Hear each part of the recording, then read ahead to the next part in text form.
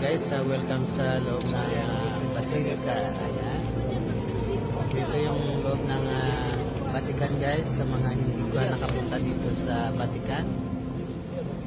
So, ayan yung pinaka-main altar ni Pope Francis. So, dyan siya nagmamash palagi. Kaya sa loob siya ng Vatican. Ito yung paikot. Ayan.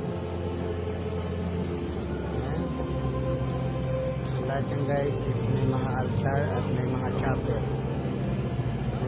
So ito yung pinto galing sa labas. Ayan. Ito din yung sa kabila. Ayan, sa right side. At ito yung ceiling niya guys. Ayan. So napakaganda ng mga ceiling ng Vatican.